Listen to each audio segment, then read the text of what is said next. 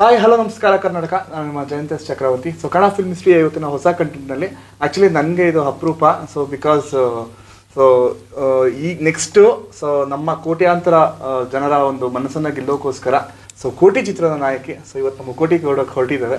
So ತಂದಿದ್ದೀರಾ ಕೋಟಿನ? ಏನು ಕೋಟಿ ತಂದಿದ್ದೀರಾ ನಾನು ಕೊಡಕ್ಕೆ? ನಾನು ವಾ ಸರ್ ಅಷ್ಟಿದ್ದಿದ್ರೆ ನಾನು ನಾನು ವೆಯ್ಟ್ ಮಾಡ್ತಾ ಇದ್ದೆ ಕೋಟಿ ಏನೋ ತರ್ತೀರೇನೋ. ಸೊ ನಮ್ಗೇನಾದ್ರು ಪ್ರೈಸ್ ಆಗಿ ಈ ಸಿನಿಮಾ ರಿಲೀಸ್ ಆಗ್ಲಿ ಸರ್, ಅವಾಗ ನಂಗೆ ಸಿಕ್ಕಾಗ ನಿಮ್ ನಂಬರ್ ಕೊಡಿ, ಎಲ್ಲಿ ನನ್ನ ಫೋನು ಕೊಡ್ತೀರಾ?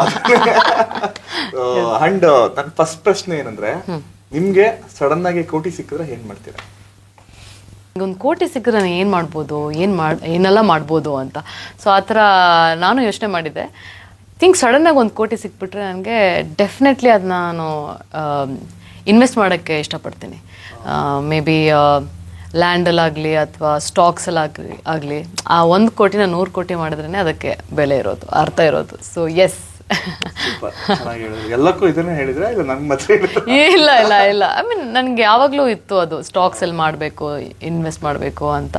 ಸೊ ದುಡ್ಡನ್ನ ಇನ್ವೆಸ್ಟ್ ಮಾಡಿದ್ರೇ ಬೆಳೆಯೋದು. So S. ಅಂಡ್ ತುಂಬಾ ಕನಸುಗಳನ್ನ ಹೊತ್ಕೊಂಡು ಸೊ ಈ ಒಂದು ತೆರೆಗೆ ಬರಲೇಬೇಕು, ಕನ್ನಡ ಇಂಡಸ್ಟ್ರಿಯಲ್ಲಿ ನಾನೊಂದು ಹೀರೋಯಿನ್ ಆಗಬೇಕು ಅಂತ ಸೊ ಕಾದು ಸೊ ಒಂದು ಒಳ್ಳೆ ಆಪರ್ಚುನಿಟಿ ಸಿಕ್ಕಿದೆ ಸಡನ್ ಆಗಿ ನಿಮ್ಗೆ. ಅಂದ್ರೆ ಸಡನ್ ಆಗಿ ಅಂದ್ರೆ ತುಂಬಾ ಕಷ್ಟಪಟ್ಟಿದ್ದೀರಾ, ಬಟ್ ಇದೊಂಥರ ಲಕ್ ಫ್ಯಾಕ್ಟರ್ ಅಂತಾನೆ ಹೇಳ್ಬೋದು ಅಂತ. ಸೊ ಇದಕ್ಕೆ ಮುಂಚೆ ಸಿನಿಮಾ ಮಾಡಿದಿರಾ, ಆಲ್ರೆಡಿ ರಿಲೀಸ್ ಆಗಿದೆ, ನವರತ್ನ. ಎಸ್ ನವರತ್ನ ಅಂತ ಮಾಡಿ. ಸೊ ಇನ್ನೊಂದು ಸಿನಿಮಾ ಬ್ಯಾಲೆನ್ಸ್ ಇರಬೇಕು ರಿಲೀಸ್. ಸಿಂಪಲ್ ಸನಿ ಸರ್ದು ಒಂದು ಸಿನಿಮಾ ಮಾಡಿ. ಸೊ ಈಗ ಸದ್ಯಕ್ಕೆ ಎಲ್ಲರ ಬಾಯಲ್ಲೂ ಕೋಟಿ ಓಡಾಡ್ತಿದೆ ಅಂಡ್ ಸಖಿಯ ಸಾಂಗ್ ಸಖತ್ ವೈರಲ್ ಆಗಿದೆ. ಸೊ ಟ್ರೈಲರ್ ತುಂಬಾ ಚೆನ್ನಾಗಿದೆ actually. Thank you so much. ಏನೋ ಒಂಥರ ಇಂಟ್ರೆಸ್ಟಿಂಗ್ ಅಂತ ಅನ್ನಿಸ್ತು. ಬಟ್ ಅದ್ರಲ್ಲಿ ಮೈನ್ ಮೆನ್ಷನ್ ಮಾಡಿರೋದು ಕಳ್ಳಿ ಕಳ್ಳಿ ಅನ್ನೋ ವರ್ಡ್ ನಂಗೆ ಸ್ವಲ್ಪ ಕ್ಯಾಚಿ ಅನ್ನಿಸ್ತು. So over all cinema so ಹೇಗೆ ಜರ್ನಿ ಸ್ಟಾರ್ಟ್ ಆಯ್ತು ಅಂಡ್ ಯಾವ ತರ ಇದು ಅಪ್ರೋಚ್ ಎಲ್ಲ ಆಯ್ತು, ಏನಾದ್ರು ಒಂದು ಸಿಂಪಲ್ ಆಗಿ ಹೇಳೋದಾದ್ರೆ? ಇದು ಸಿಂಪಲ್ ಸ್ಟೋರಿ ಆಗಿದ್ರೆ ಸಿಂಪಲ್ ಆಗಿ ಹೇಳ್ತಿದ್ದೆ. ಇದು ನನಗೆ ಸಿಕ್ಕಿದ್ದು ಒಂಥರ ವಿಚಿತ್ರವಾಗಿ ಸಿಕ್ಕಿದ್ದು, ನನಗೆ ಇದು ಒಂಥರ ವಿಭಿನ್ನವಾಗಿ. ಸೊ ಹೇಗಂದ್ರೆ ಅದೇ ಸುನೀಸದ ಸಿನಿಮಾ ಮಾಡಿದ್ದೀನಿ ನಾನು. ಅದು ಇದಕ್ಕಿಂತ ಮುಂಚೆ ಅದು ರಿಲೀಸ್ ಆಗಬೇಕಾಗಿತ್ತು, ಕಾರಣಾಂತರಗಳಿಂದ ಅದು ಸ್ವಲ್ಪ ಮುಂದೆ ಹೋಗಿದೆ. ಸೊ ಆ ಟೀಮ್ ಅವರು ನನ್ನ ಪರಮ್ ಸರಿಗೆ ರೆಕಮೆಂಡ್ ಮಾಡಿದ್ದು, ಆಯಿತಾ. ಸೊ ನನಗೆ ರಾತ್ರಿ ಒಂದು 10:30-11 ಗಂಟೆ ಕಾಲ್ ಬಂತು. ಈ ಥರ ಕೋಟಿ ಟೀಮಿಂದ ಈ ಥರ ಸಿನಿಮಾ ಮಾಡ್ತಿದ್ದೀವಿ, ದೊಡ್ಡ ಪ್ರೊಡಕ್ಷನು, ಜಿಯೋ ಸ್ಟುಡಿಯೋಸ್ ಪ್ರೊಡ್ಯೂಸ್ ಮಾಡ್ತಿರೋದು, ಮೋಸ್ಟ್ಲಿ ಡಾಲಿ ಧನಂಜಯ ಅವರು ಇರ್ಬೋದು ಹೀರೋ ಆಗಿ ಅಂತ ಹೇಳಿದರು.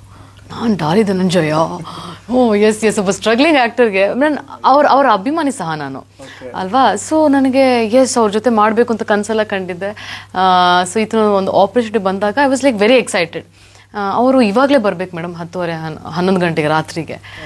ನಾನು ಅದೇ 10:30 ರಾತ್ರಿ ಹೇಗಿರ್ತಾರೆ ಎಲ್ಲರೂ ಮನೇಲಿ, ಅಷ್ಟೊತ್ತಿಗೆ ಬರಕ್ಕೆ ಹೇಳಿದ್ರು. ನಾನು ನನ್ನ ಪಜಾಮಾಸಲ್ಲಿ TV ನೋಡ್ಕೊಂಡು ತಲೆಗೆ ಎಣ್ಣೆ ಹಾಕೊಂಡು ಜಡೆ ಎಲ್ಲ ಕಟ್ಕೊಂಡು ಮಸ್ತಾಗಿ ಕೂತಿದ್ದೀನಿ ಮನೇಲಿ. ಈ ಥರ ಬನ್ನಿ ಅಂತ ಹೇಳ್ತಿದ್ದಾರೆ. ನಾನು ಸರ್ ನಾಳೆ ಬರ್ತೀನಿ ಸರ್, ಇವತ್ತು ಸ್ವಲ್ಪ ಲೇಟ್ ಆಯ್ತಲ್ಲ ಅಂತ.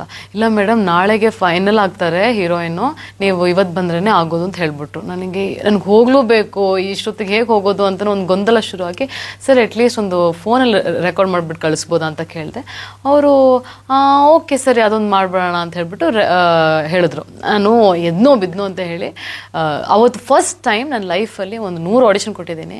ಅವತ್ತು ಫಸ್ಟ್ ಟೈಮ್ ನಾನು ಹೇಗೆ ಕಾಣ್ತಿದ್ದೀನಿ ಅಂತೆಲ್ಲ ಮರೆತು ಫುಲ್ ನ್ಯಾಚುರಲ್ ಆಗಿ ಅದೇ ಎಣ್ಣೆ ಹಾಕಿರೋ ಕೂದಲಲ್ಲೇ, ಆ ಜಡೆನೂ ಬಿಚ್ಚಿಲ್ಲ, ಅದೇ ಜಡೆಯಲ್ಲಿ ನಾನು ಆಡಿಷನ್ ರೆಕಾರ್ಡ್ ಮಾಡ್ಬಿಟ್ಟು ಕಳಿಸ್ದೆ.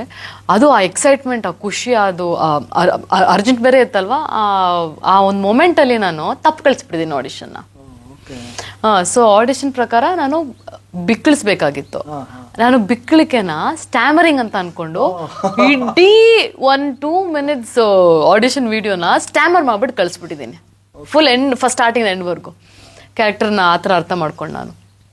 ಆಮೇಲೆ ನನಗೆ ಕಳ್ಸಲ್ಲ ಆದಮೇಲೆ ರಾತ್ರಿ ನಿದ್ದೆ 1 ಗಂಟೆ 2 ಗಂಟೆ ಟೈಮ್ಗೆ ನನಗೆ ಎಚ್ಚರ ಆಗಿ ಅಯ್ಯೋ ಅವಾಗ ನಂಗೆ ಗೊತ್ತಾಗೋದು ನಾನು ಎಂಥ ಒಂದು ಮಿಸ್ಟೇಕ್ ಮಾಡಿಬಿಟ್ಟಿದ್ದೀನಲ್ಲ ಅಂತ ಈ ಎಕ್ಸೈಟ್ಮೆಂಟಲ್ಲಿ. ಆಮೇಲೆ ಒಂದು ಸಣ್ಣದಾಗಿ ಒಂದು ಮೆಸೇಜ್ ಆಗ್ತದೆ, sir if you don't mind ಮತ್ತೆ ಒಂದು ಆಡಿಷನ್ ಕಳಿಸ್ಬೋದಾ ನಾಳೆ ಬೆಳಗ್ಗೆ ಪ್ಲೀಸ್ ಅಂತ.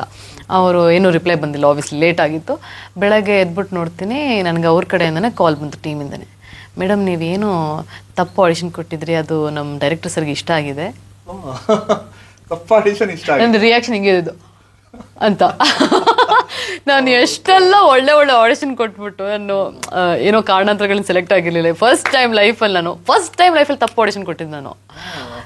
ತಪ್ಪು ಆಡಿಷನ್ ಕೊಟ್ಬಿಟ್ಟು ಅವರು ಬನ್ನಿ ನಿಮ್ದು ಕರೆಕ್ಟ್ ಆಡಿಷನ್ ತಗೊಳ್ಳೋಣ ನಿಮ್ದು ಅಂತ ಹೇಳ್ಬಿಟ್ಟು ನಾನು ಅವ್ರ ಆಫೀಸ್ಗೆ ಹೋಗ್ಬಿಟ್ಟು ಕರೆಕ್ಟ್ ಆಡಿಷನ್ ಕೊಟ್ಟು ಸೆಲೆಕ್ಟ್ ಆಗಿದ್ದು. ಸೊ ಇದು ಎಷ್ಟು ಸತಿ ಹೇಳಿದ್ರೂ ಮಜಾ ಇದೆ ಈ ಸ್ಟೋರಿ. ನನ್ನ ಹತ್ರ ನಾನು ಇವಾಗ್ಲೂ ಇಟ್ಕೊಂಡಿದ್ದೀನಿ ಆ ವಿಡಿಯೋ. ಮೂವಿ ರಿಲೀಸ್ ಆಗಿದ ತಕ್ಷಣ ಅದು ಆಡಿಷನ್ ಟೈಪ್ ಬಿಡೋಣ, ಒಂಥರ ವೈರಲ್ ಆಗತ್ತೆ, ಖುಷಿ ಆಗತ್ತೆ ಜನರಿಗೆ, ಒಂಥರ ಮಜಾ ಇರತ್ತೆ. ಫೇಲ್ ಆದ್ರೂ ಆಡಿಷನ್ಗೆ ಸೆಲೆಕ್ಟ್ ಆಗಿದ್ರ ಹೀರೋಯಿನ್. ಅದೇ ಹೇಳೋದಲ್ಲ, ನಾವು ಯಾವುದೋ ಒಂದಕ್ಕೆ ತುಂಬಾ ಪ್ರಯತ್ನ ಪಡ್ತಿರ್ತೀವಿ, ಅದಾಗಲ್ಲ. ಇನ್ನು ನಾವು ಅದ್ರ ಬಗ್ಗೆ ಯೋಚನೆ ಮಾಡಿರಲ್ಲ, ಹಂಗೆ ಬಿಟ್ಟಿರ್ತೀವಿ, ಅದು ನಮ್ಮನ್ನ ಹುಡ್ಕೊಂಡು ಬರತ್ತಲ್ಲ, ಆ ಥರ ಒಂದು ಆಪರ್ಚುನಿಟಿ ಇದು ನನಗೆ. ಅದಕ್ಕೆ ನಾನು ಹೇಳ್ತಿರ್ತೀನಿ, ಒಂದು ಲೈಕ್ ನಾವು ಯಾವಾಗ ಲೀಸ್ಟ್ ಎಕ್ಸ್ಪೆಕ್ಟ್ ಮಾಡ್ತೀವಿ ಆವಾಗಲೇ ನಮ್ಗೇನು ಬೇಕು ಅದು ಸಿಗೋದು. ನಾವು ಯಾವಾಗ ತುಂಬ ಪ್ರಯತ್ನ ಪಡ್ತೀವಿ ಅದು ಸಿಗಲ್ಲ.